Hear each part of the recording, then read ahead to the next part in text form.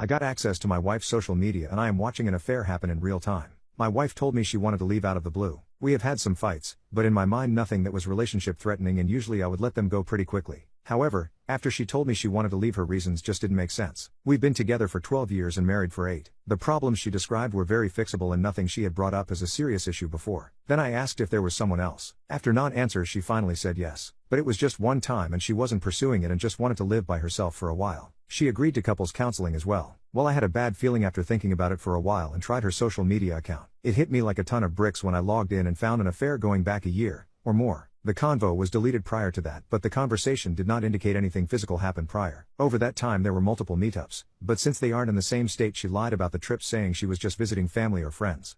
Constant talking, essing, sharing photos, talking about the SX in detail after they meet upstairs, etc. It was traumatic and heartbreaking and I was completely devastated.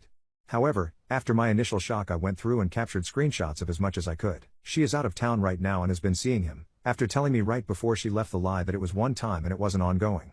Turns out there have been a lot of lies over the past year. She is going to get notified of the divorce tomorrow. She has no idea that it is coming. What I'm torn on is whether I keep checking to see if she confides about the divorce decisions to understand her frame of mind for legal disputes.